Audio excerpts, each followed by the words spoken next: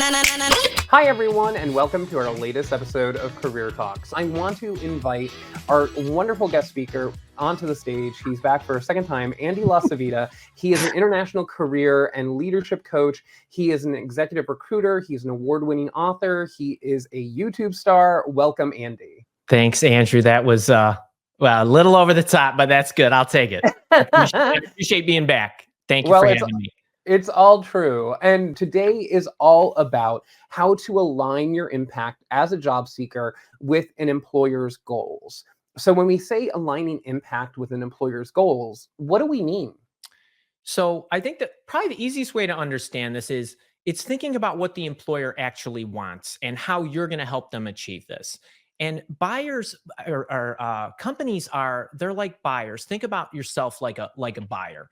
You want to buy transformation. You don't necessarily buy features, especially if you're buying services of which you're extending to an employer as an employee.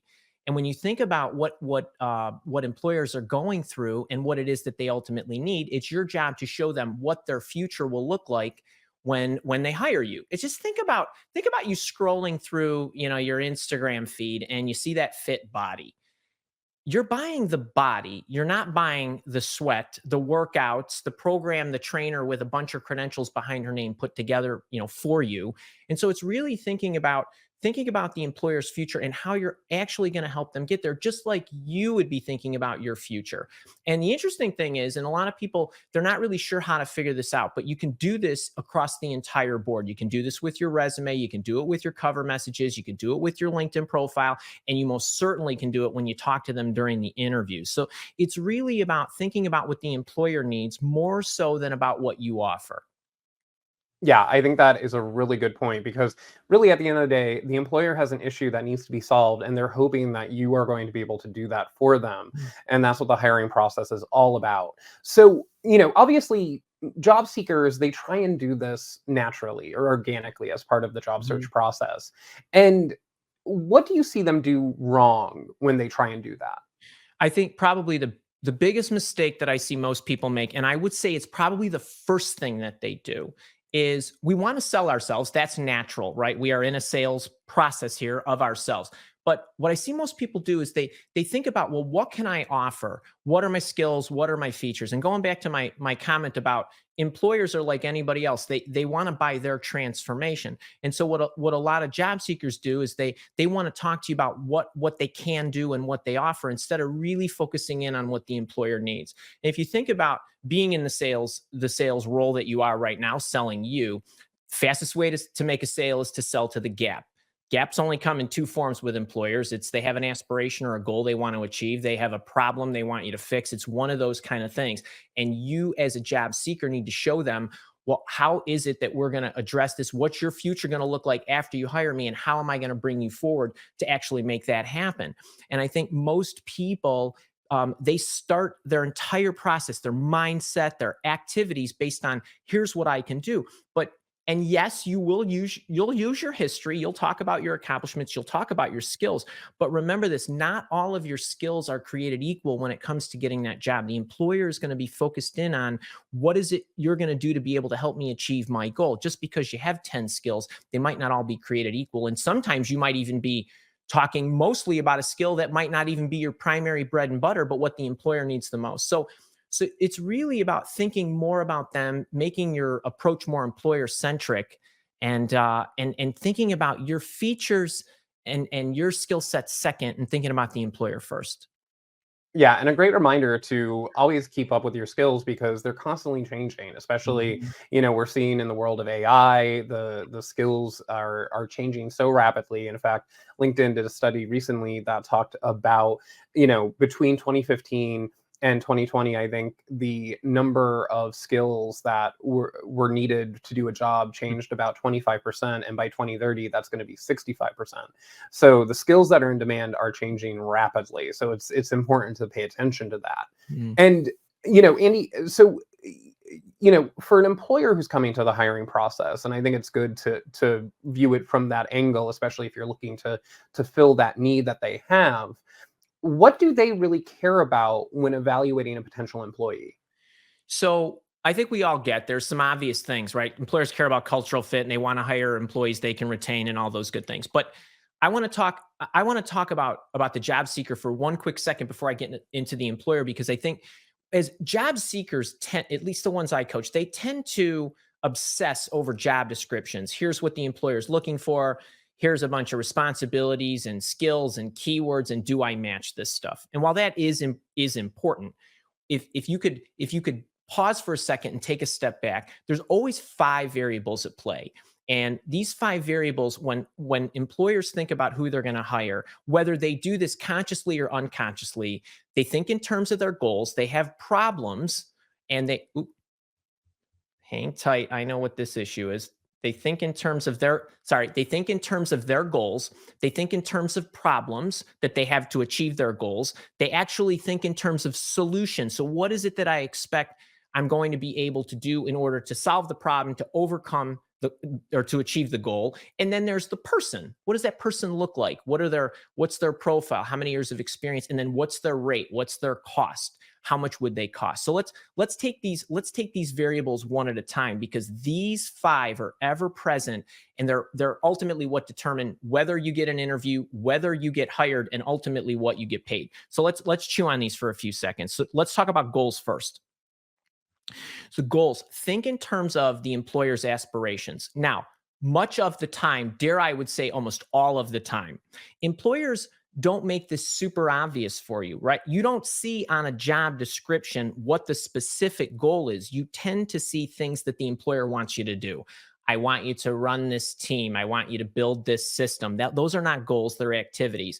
So think in terms of what is it that is a likely goal that an employer wants. So think in terms of, if I wanted to hire somebody for my marketing team, for example, every marketing team of all time in any company, no matter what they do, we want to generate brand awareness. We want to increase the number of leads. Let's say Andy's a career coach. He has 10 leads in a week. He wants 100. That information usually isn't on a job description, but you can bet that that's something that I would want from a goals perspective.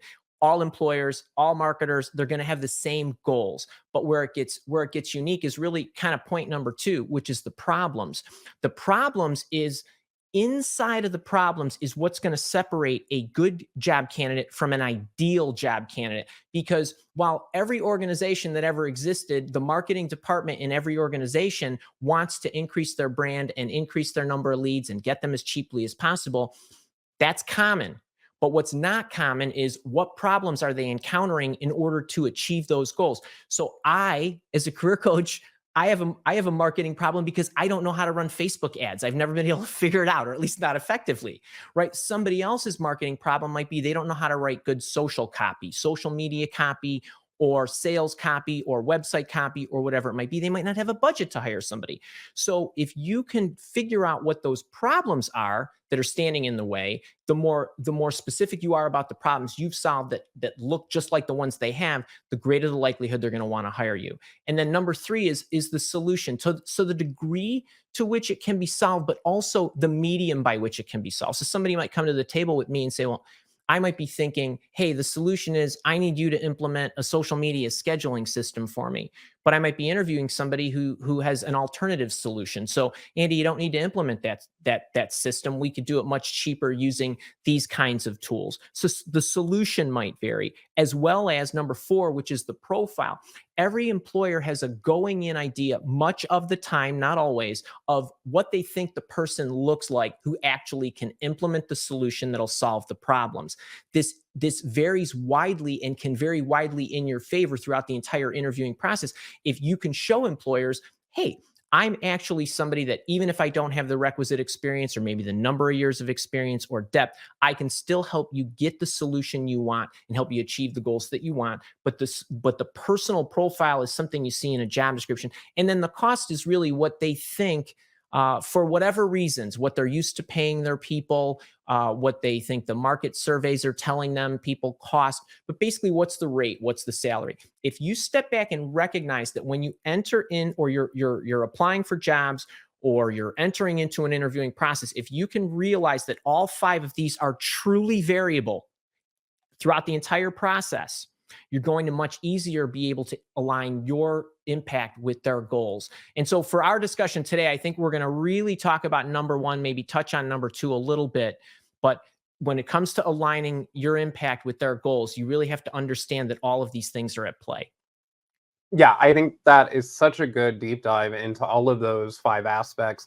And just a reminder to all of you out there, I see a few of you in the comments mentioning that, you're taking notes. But if you miss anything, don't worry, this is being recorded. So, after the broadcast, you could come back to this link and watch it all again. So you could get all of Andy's wonderful points. And again, don't forget to get your questions in the chat because our producers are watching those and we'll be taking those at the end of the show.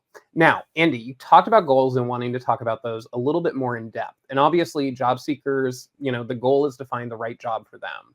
But you said employers have goals too. So what are those and how can a job seeker take advantage of those? Okay, it's a great question. And I know, you're all probably thinking, okay, Andy, this is great. How do I figure this out? Well, it starts with, what's the universe of goals that employers have? So now anybody that's in the chat right now, I'm not looking at the chat because we're having this conversation, but if you follow me, I got a tattoo somewhere on my body that says Great Eight. That I think all employers, no matter what they do, no matter what their product, no matter what their service, they basically have 8 goals that in some way, shape, or form, every single employee that they have contributes to these. So the first thing we got to do is kind of understand what the universe is in general of goals. So let's run through these pretty quickly. The first one is revenue generation. So, you got to make money, right? So that's pretty obvious. The second one is market awareness. I touched a little bit on marketing as an example, but every organization wants to make their brand more well known so that they can attract more customers more easily, more cheaply. And then the third one, speaking of, is you have to have customers. So we've got to, in some way, shape, or form, attract those customers. And once we get them, number 4 is we need to make them happy. So from a customer service standpoint or a customer success standpoint, you want to be thinking in those terms. And the one thing that I want to say about some of these is you don't have to be on the tip of the sword, right? You don't have to be a salesperson to contribute to a sale. You could be the system engineer who develops a demo that the salesperson took to the sale to sell the software to the prospect. You could be a technologist who develops a white paper, who hands it over to the marketing team, who maybe puts it in marketingese and then throws it up on your website or on social media on the different platforms. So there are many ways that you can contribute to these.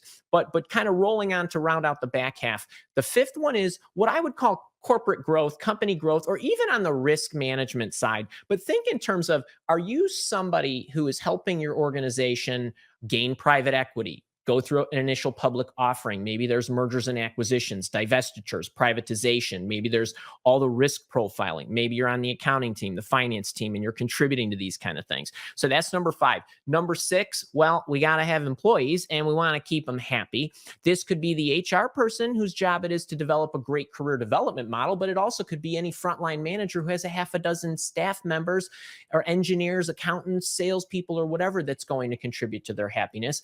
And then there's a couple of cost efficiency ones. So 7 would be expense management or cost reduction. Can we save money? And then the 8th one is process efficiency. So process efficiency inherently might save money, but you might be creating better processes that make it faster for you to generate money. So anything that you can streamline.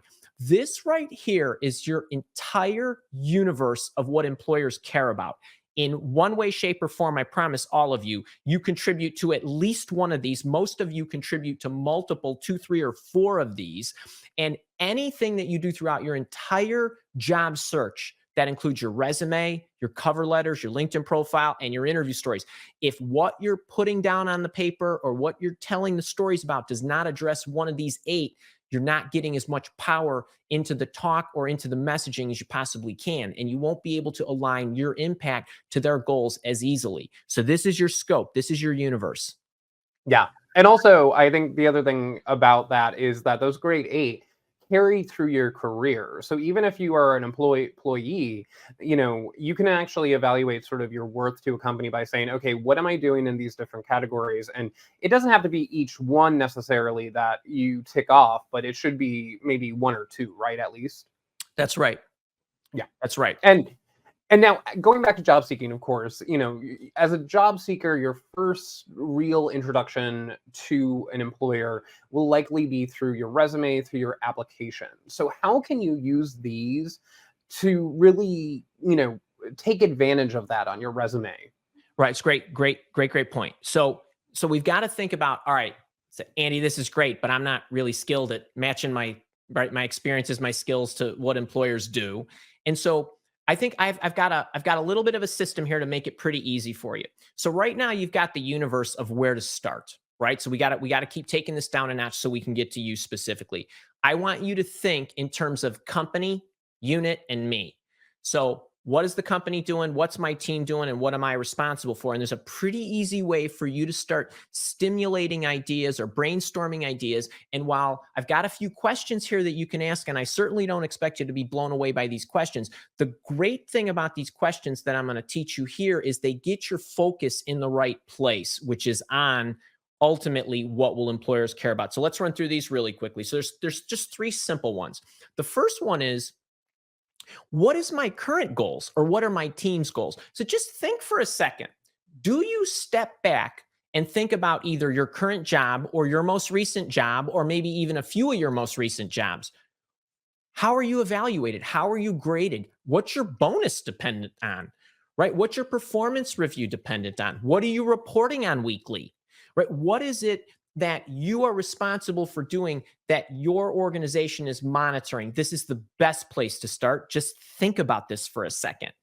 And then what you can do is you can take this down a notch. If you are interviewing with an employer, let's go to question number 2. You might have a job description. So if you're in an interviewing process, or you're applying online, or you're looking at job descriptions, think about this job description. What is this job description calling for? Now, again, I want to go back to a point I made earlier when I said, employers are not really great at putting specific goals into job descriptions, right? They have more activities based stuff. We want you to develop the strategy. We want you to implement the system. But from there, you can extrapolate what those potential goals might be. Look for the nomenclature in the job descriptions. And I think that will give you clues. The other thing that you can do is, let's say, okay, Andy, that's great, but I haven't even started my job search. I just found out that this LinkedIn thing was going on this morning, and I haven't even started yet. And this sounded like a fun talk to watch. If you're a project manager, go out and just look for project management descriptions and just gather 10 of them. They don't even all have to be in your arena. What are they calling for? And just look at, is there consistent goals, terminology, responsibilities, and then interpolate or extrapolate from there. Just remember, we're thinking about what is it that employers want, and for the units that I'm potentially going to go into, what is it that I could do. So that third one is, go grab additional job descriptions, even if they're not ones you're interviewing for, as a researching exercise to sort of peel out that terminology. And I think this will get you started in the right direction. Yeah, I think that is such a good piece of advice to, if you're looking for, first of all, I think all job searches should be focused. So you shouldn't just be Mhm. thinking, I want a job. You should be thinking, okay, what is the job that I actually want? And then really find all of the descriptions that you can for that sort of area and really research them, figure out what will make you a great candidate for pretty much all of them.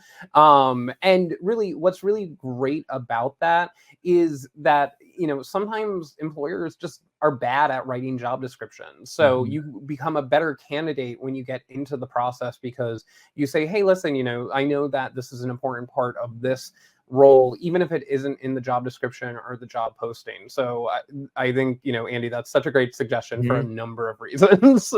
You're spot on there. Is you're And spoon feeding them. You're spoon feeding, yeah, connecting the dots. and Mhm. so, with all those questions, can you give us like an example of how you would walk through that? Sure. I've got one here for you. I think it's pretty easy to digest, but customer service is a great one. It's pretty illustrative. And I think most people get this because, in one way, shape, or form, we're all customer servers. But let's just say you're a customer service manager or you're a customer service rep. Just think in terms of those great 8 goals that I mentioned. How would we map that back to a specific role? So, like the first one, for example, Is customer satisfaction going up? Is the renewal rate going up? So just inherent in this, when you think about the great eight, if customer satisfaction is going up, how many of you have to fill out customer surveys after you go take your car, or you get off a phone call with one of your vendors, right? You're always taking surveys. They can see the numbers. Are the renewals going up? That in and of itself implies that customers are happy, right? They're turning over, they're renewing their contracts or their subscription. Another one is, what about being able to actually reduce the amount of call time? So number two, decreasing the call times. Let's say you're the call center rep, you're on the phone. Can you get through the call faster, right? Customers will be happier. I know I am. And when you're doing this, there's also a process efficiency goal related to that, because you're reducing it. And along these same lines, there's also kind of a time to fix. Maybe it's an issue that you have to take and you have to go do some legwork. Maybe you're in customer service and you're the laptop technician where you take care of everybody's laptops in the company. How quickly can you turn this around? But then we can also look at other things. Revenue could go up. A big part of customer service jobs is number four, where you want to increase revenue.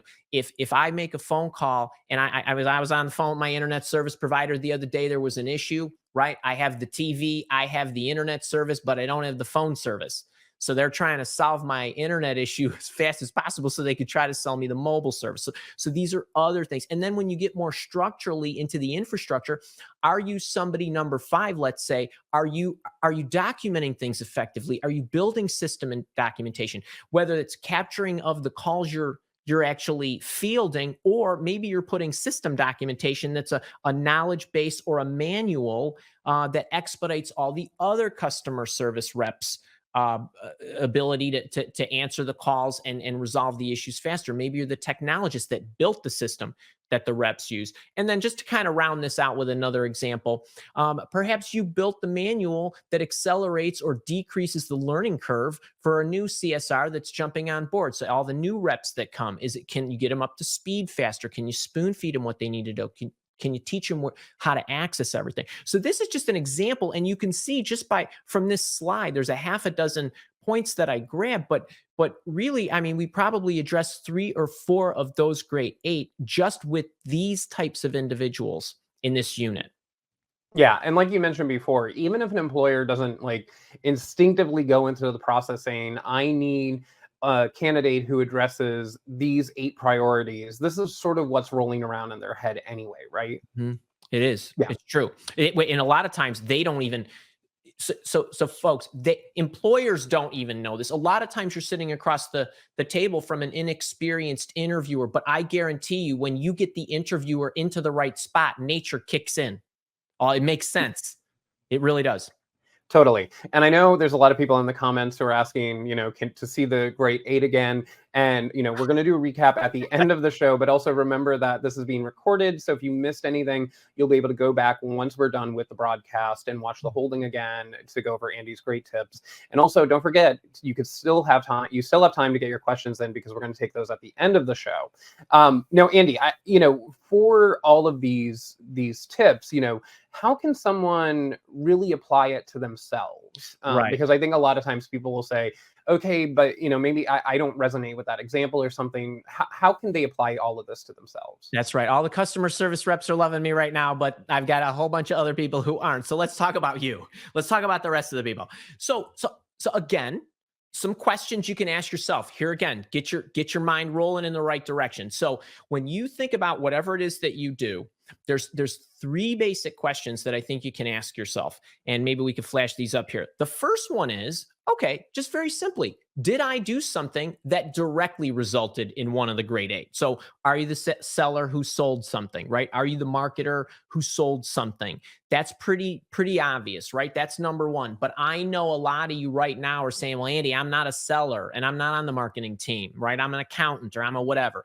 There's other ways that you're contributing to the great 8. The one thing I want to share here is I want you to think in these terms.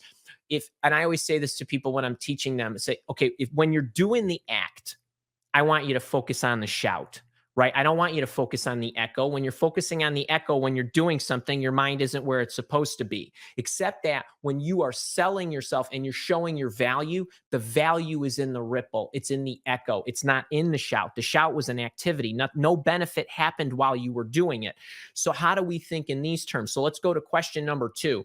Question number 2 is, did you build something or handle something that resulted in one of the grade 8? I think I mentioned a few moments back about, hey, maybe I'm the system engineer who built the demo that the salesperson then took and made the sale with. Well, you contributed to sales even though you were a technologist. So did you take something from somebody, do something with it, and hand it off? Remember, you're looking for the value in the echo. The goal will be found in the echo, if not in the shout and echo, because you're at the tip of the sword. And then there's another way to think about this, is kind of the third point, or third question is, did you build something or develop something? I call this an ingredient. So I kind of label these as, did I do the main thing? Did I do a step along the way? Or did I build something that someone else used? So think about it. And I think I mentioned this earlier, right? Maybe you wrote the white paper. You have nothing to do with marketing, but you wrote the white paper that somebody's going to circulate to get interest from prospects on, on the LinkedIn ads or whatever it might be, or on your LinkedIn corporate page or whatever it is. So ask yourself these questions. Did I do the main thing? Did I do a prereq step? Or did I build something? Or do I have an ingredient? So this will get you rolling in the right direction. That's great. And what do you think is sort of taking that a step further for an example, like to answer those questions? Can you give us an example of that? Right. We can go back. I think maybe we could go back to the customer service Yeah, yeah. example. Let's go back to that one. So if I just had to map this back, if we just kind of roll these up here, the main thing in some of those grade 8s is, hey, I actually am responsible for renewing the customers. So I have to call them in advance, let them know their scheduled date. Great. You get a check mark, and it was immediately one of the grade 8.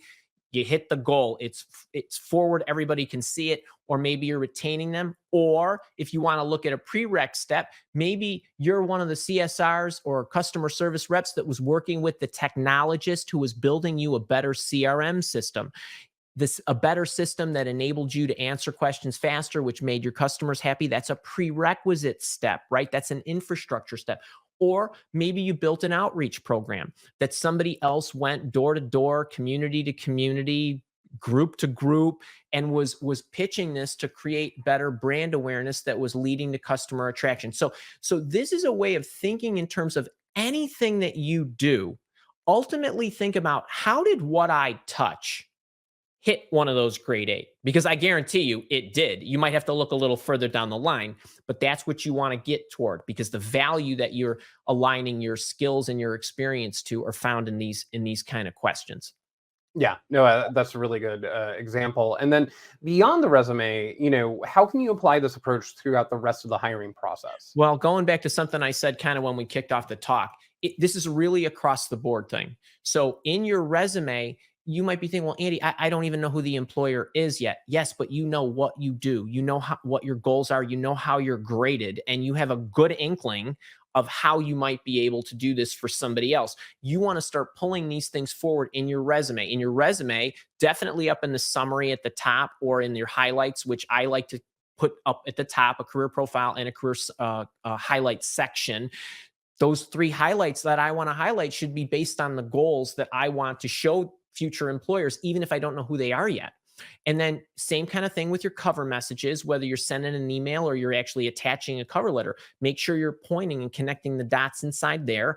The LinkedIn profile, same kind of thing. It's just analogous to the resume, although it won't look exactly like your resume, but you still want to pull these forward. And then the other thing is, in your interview stories, you want to make sure that you're pulling forward. So it's really across the board. And then one of the other things that you can do, I know we're really not going to take a deep dive on this, but AI tools can really help you with this. I know that you could take a shot at writing your resume, your cover letters, your LinkedIn profile. I know that LinkedIn has an AI tool that I've tinkered around with on my profile. I think there are even interview prep AI tools that LinkedIn has. They might be premium. Andrew could probably point you to where those are. Yeah, definitely. So a lot of these are available to premium subscribers to LinkedIn. So basically, if if you're a premium subscriber, you're going to see some little magic wands on your profile, and you sort of click those, and it'll guide you through sort of creating what is a better LinkedIn profile. And at least, one of the benefits I think as a writer is not starting from a blank sheet of paper. So, it gives you a starting point. And I think that's usually one of the biggest hurdles. And then the interview prep items, if you go to linkedin.com or on the app, you could click on the little briefcase, and there'll be an opportunity to either record yourself answering some common interview questions or typing out an answer, and then you could get feedback on that. So there's a lot of little tools sort of if you click around. So hopefully that helps. Yeah, I mean, use them, right? Try them and see what they're fun. Well, number one, they're fun. They do help. So give it a shot. Yeah, definitely. Well, great. And, and hopefully I want to take a slight diversion because we have so many people asking for this. Can we put up the grade 8 Oh my. again? And can you just run through it one more Yeah. time, and then we'll Oh my get to God. maybe a larger recap. I'll stay all afternoon. I know they're going to cut me off though, but that's okay. All right. So wait, just real quick. Every single one of you, I promise you contribute to these. This is what lends power to everything you do and say. So you generate money, right? Companies are in business to generate money and serve customers. That's it, right? At the end of the day. And there's a number of factors that they need to be able to do that most effectively. Revenue gen, anything you contribute to. Market awareness is lifting your brand's recognition. It could be putting in any kind of infrastructure that enables you to become more well known. The marketing team, you're all in there for sure. And then customer attraction, anything that you do to acquire customers.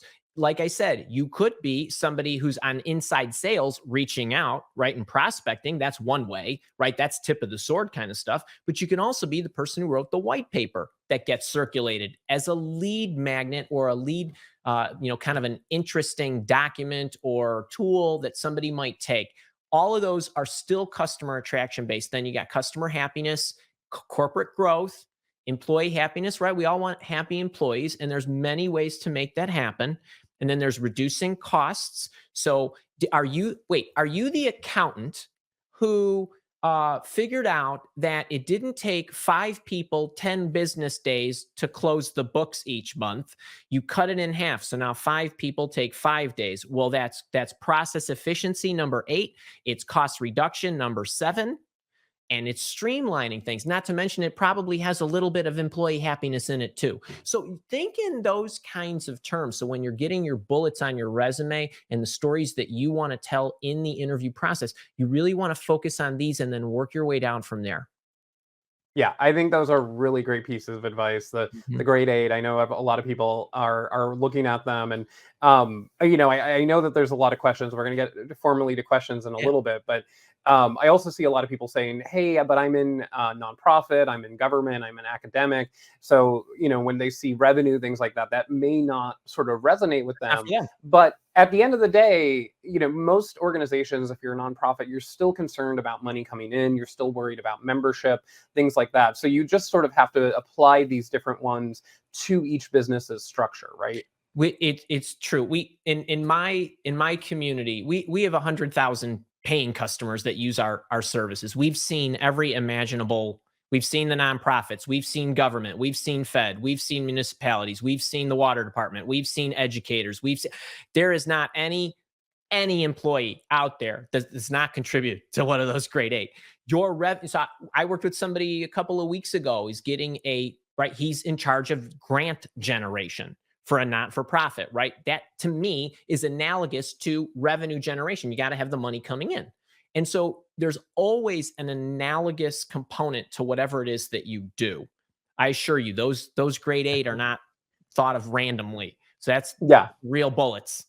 Yeah, and also, as someone who's been on the board of nonprofits, who is involved in academia, every one of those organizations is concerned about money. Even if they're not for profit, they still need money to pay their staff, to do their services, to actually do all of those things. Government is also concerned about budgets, making sure things are running efficiently. So yeah, I completely agree with that. And then before we get to the bulk of the questions, Mhm. why don't we do a quick recap of everything, because Let's you do gave it. us so much. Yeah, let's do it. I know it's hard. It's hard to get it all done in an hour, but let's just maybe hit this with a four bullet recap here very quickly. First one is mindset wise. Remember, focus on them first, you second. I could tell you all the things I'm really great at, but you really want me to help you with job searching right now, kind of thing, right? Employers are no different than you are. So that's number one. Get shift the focal point. Number two, remember, and this is for all of you that think they'll never hire me because I'm too junior. They'll never hire me because I'm too senior. They'll never do this. They'll never do that. They'll never pay more. They'll never. All of these five variables: goals, problem, solution, the personal profile, and the cost are all at play. Whether the employers think so or not, I'm telling you this to be true. Realize this and approach it this way. Start with the goal. So that's number two. And then number three, right? We just put the grade 8 back up. Start with the grade 8, work your way down. What does my team do? What do I do? So think in terms of what is it that the team I want to pursue or the company I want to pursue, what do they likely need? Where does it fit in the grade 8? What have I done in my background that I could bring to the forefront? And then if there are other things that are not super obvious, right? Like you might be on the marketing team, but you might have built a marketing engine that was super streamlined that did certain process efficiency kind of things. So then you want to expand it to everything that you do. And then the fourth thing is really don't forget to apply this universally across all facets. It goes across the board, right? What you think about the resume, the covers, the LinkedIn profile, and most importantly, the interview storytelling. So don't make sure that you're consistent across. Don't break the chain, right? If you write an effective resume, while it effectively opens the door to an interview, an effective resume can set a great table for the interview because the employer wants to focus on the grade 8, right? Kind of thing. So these are kind of the four action items or kind of recap points here. And I know we're not done, but I appreciate all of you for this. This is and really letting me share these things. I hope it was valuable. Yeah, I'm pretty sure it was. In fact, I saw a comment from Carlin that said fire hose presentation. So I think they are soaking everything up. And again, if you missed anything or any of Andy's great Mhm. tips, this is being recorded, so you could go back after we're done with the broadcast and watch it all again. But how about we jump into some questions, Let's Andy? do it. I love it. Great. I And love before questions. we yeah, and before we do, I just want to I've been watching the comments, and we're not talking necessarily about resumes today, but I'm seeing so many people ask about applicant tracking systems, which are ATSs. So if you're not familiar with them, there people who are talking about it in the comments. So I just want to give a quick overview for people out there who are concerned about that. Applicant tracking systems are pretty much just a computer system that employers use to track their applicants and help people through the hiring process. So think of it as a big Excel spreadsheet where it's holding your resume and all those things. And when you apply to a company and it asks you to insert all of your information, like your previous experience, that is actually the applicant tracking system that you're dealing with. What a lot of them don't do is what all the fear mongers sort of talk about, which is they're not selecting resumes. They're not selecting the ones that get through. They may rank them a little bit, but most recruiters are reading them. And there's a lot of applicant tracking systems out there, and each one has a little bit of a difference to them. And then on top of that, a lot of employers need to purchase the actual subscriptions to be able to do that, and employers are cheap, so a lot of them actually don't buy those add-ons. So you could always assume that employers and recruiters are reading your resume. If you get an automatic rejection, it's most likely that you selected a question that was what's called a knockout question, which means you didn't meet a basic qualification. So my biggest piece of advice for you for applicant tracking systems and just the resume in general, don't worry about the computer system that is going to be used on the back end, because a human's going to read it. what is important is that you have a really good resume tailored to the job, and also that you are applying early, because recruiters, their goal is to get the hiring done as quickly as possible. So they are going to start looking at resumes almost immediately. So, don't worry so much about the applicant tracking system, but worry more about your resume, worry about things that are in your control. I don't know, Andy, if you have anything to add, but I just wanted, there were so many comments. I It, wanted to make sure we yeah, talked about that. yeah. Not to go off the rails here. What what Andrew said is true. I don't love applicant tracking systems. In fact, I don't know if I have Andy followers here, but I call them the applicant trashing systems, because I say to people, while you do join a company, a human gives you a job. And so I'm a big fan of boss hunting, but irrespective of the medium you use to surface your interviews, all of the things we're talking about today would still apply. And I'm more of a, what can I take into my account and what can I control, and I'm not going to worry about what I can't. The only thing I can control is, am I picking the right company? Am I picking the right targets? Am I putting my best marketing material together, right? The resume, the cover, the LinkedIn, and so on. And then am I being consistent? And so I know it's a hot button for a lot of people. And there's a lot of different views, and these systems change constantly, and all employers are different. Yeah. Don't try to game the system. I mean, I'm a brute force kind of guy. Not Yeah, all, yeah, yeah. but you know what I And mean. I think the best advice for most of life is focus on what you can control, not what you can't Mhm, control. mhm, 100%. But diving into questions, we have one from Tina, which is basically about, in your opinion, what makes a really good LinkedIn profile in the modern era, and how can you apply these things that we talked about to a LinkedIn profile? Okay, wait, that's a great question.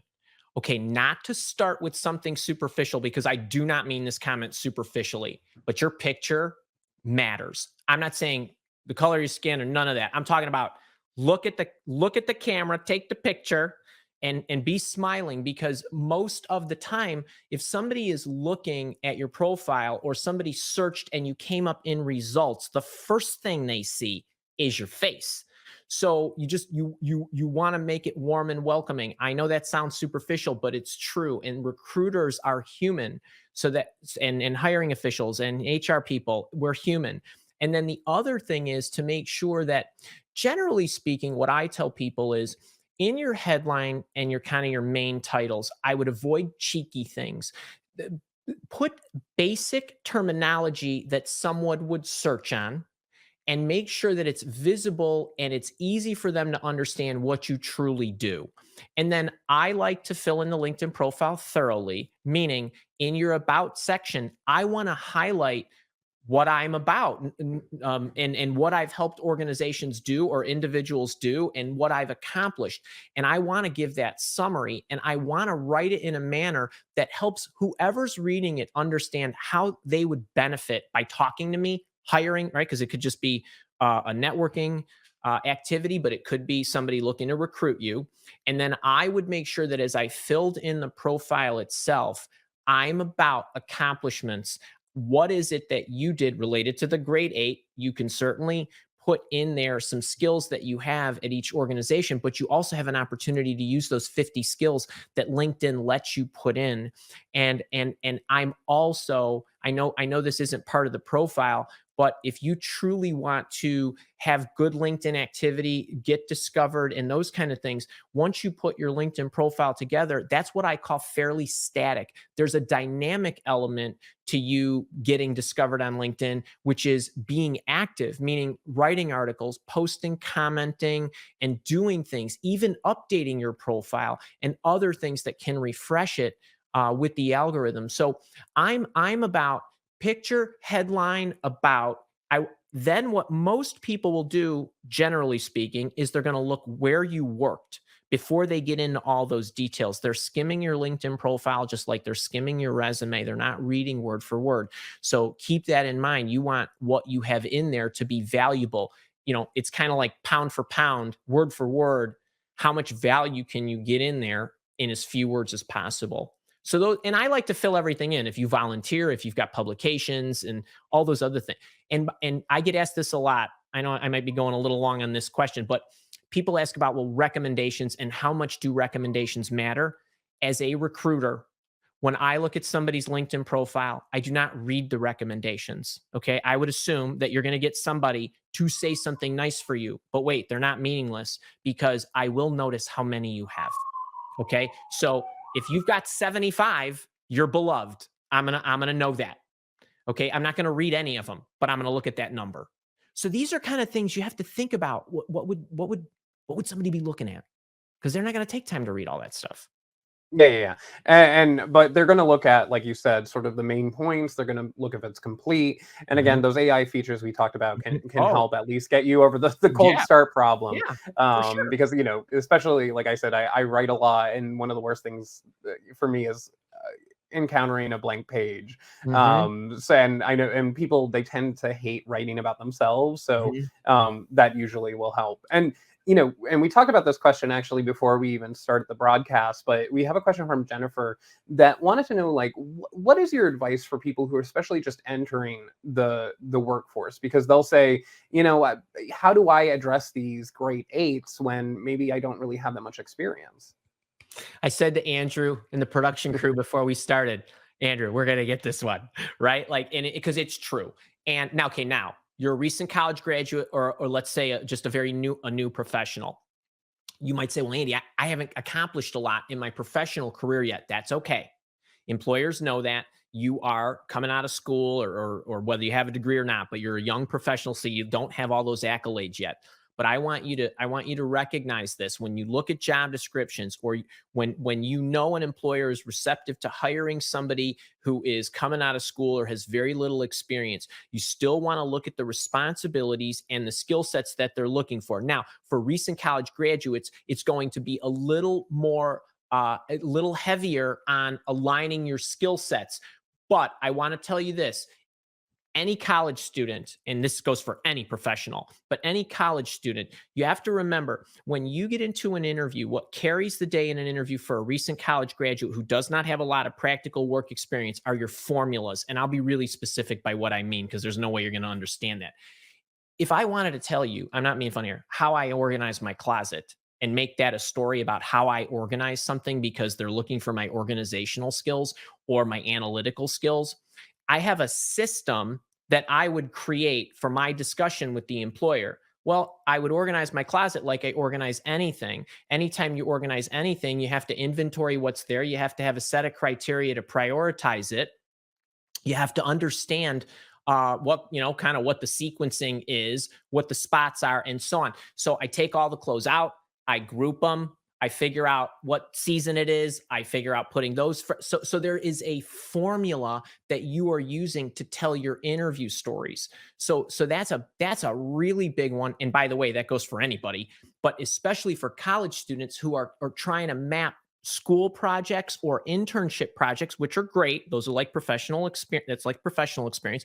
But if you're asked off the wall questions where you're just digging, kind of into your background, like the closet story, you always want to talk in terms of the formula that you used. They're seeing you that you have a playbook for what you do. There's an analysis there. There's organization there. So whether that's marketing something, whether that's selling something, it depends what role you're going into as a college grad. If you're an engineer, right, they're going to be looking at your analytical skills and your organizational skills, and you want to have a body of stories like that.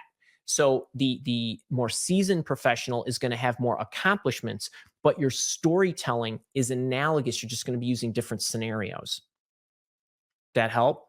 Yeah, I think that was really good. And, we had a question also on the flip side from Rondo that was asking, if you have 30 plus years of experience and basically an employer is saying, I want to get the cheapest option possible to worry about cost, how do you overcome ageism and things like that? What is your suggestion for Rondo?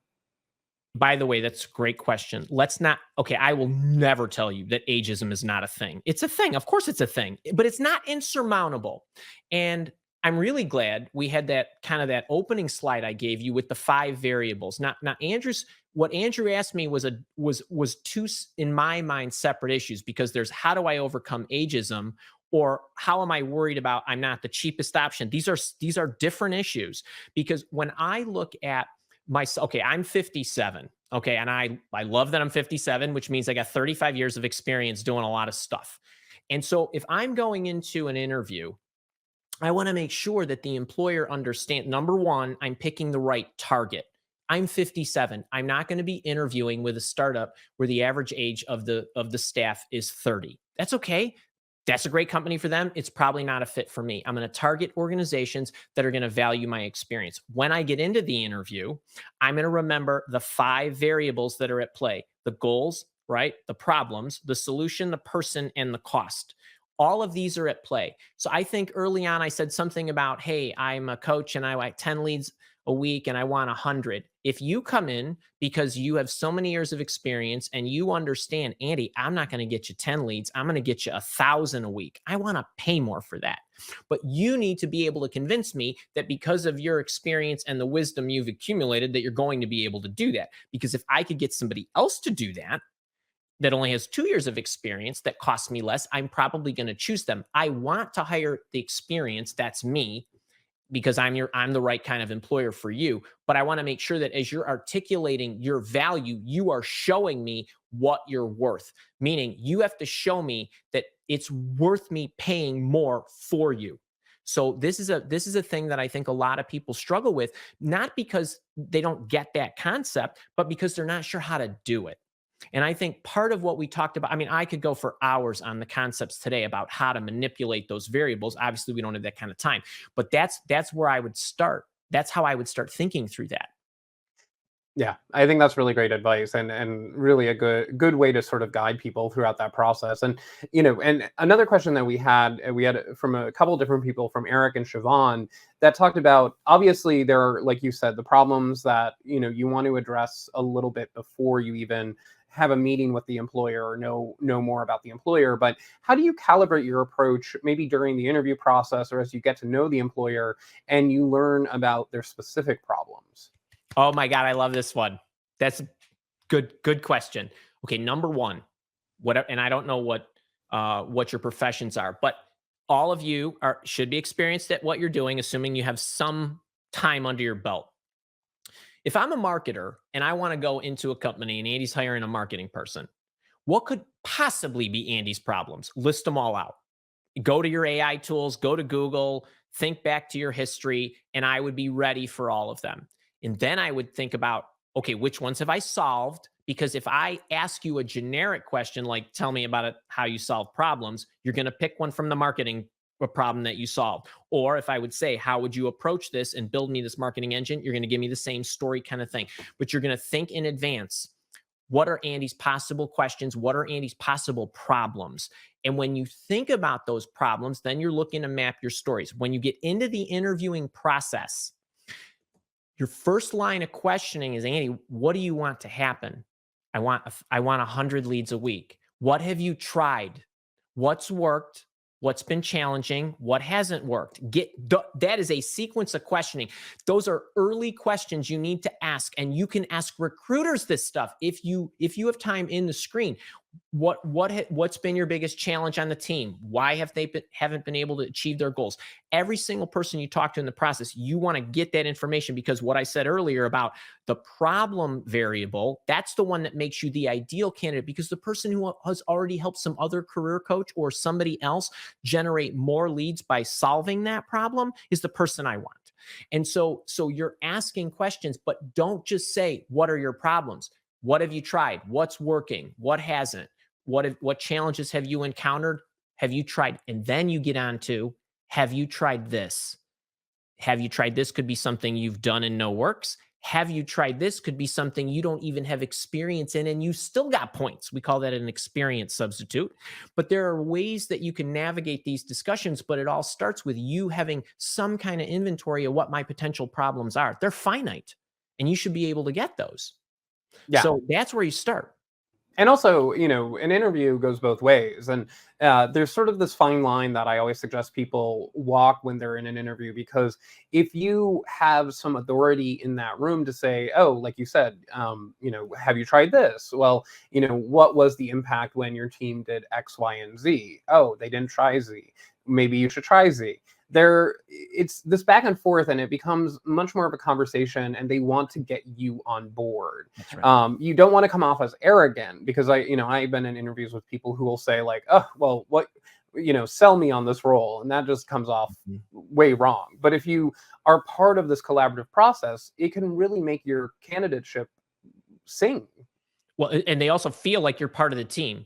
And Yeah. and I got to tell you, your wisdom is not in everything that you've done. It's knowing whether you take a step forward or a step back. The wisdom is in the direction you step. It's not in all the experience that you have. And when you're in these interviews, a lot of you that are doing case studies and these other kind of having dialogue at executive levels, because I coach a lot of executives, and it is incumbent upon you to be able to have these kind of interactions and kind of working meetings, so to speak, that really give them a flavor of what it's like, what would it be like to have you as part of the team. Not to mention you would get a clue into them as to what they would look like. Yeah. And now the next question I have is for everyone who is watching.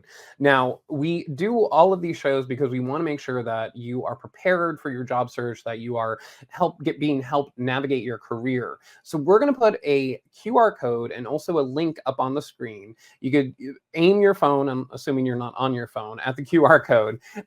And then you could go to your link and take a survey to basically tell us what you thought of today's show, what you would like to see in the future, and that really helps us navigate these these conversations, and helps us make them as useful as possible for you. So like I said, do the QR code, go to the link, and then our producers will be putting it into the chat also, and then at the end of the show you'll have a chance to go to the link as well.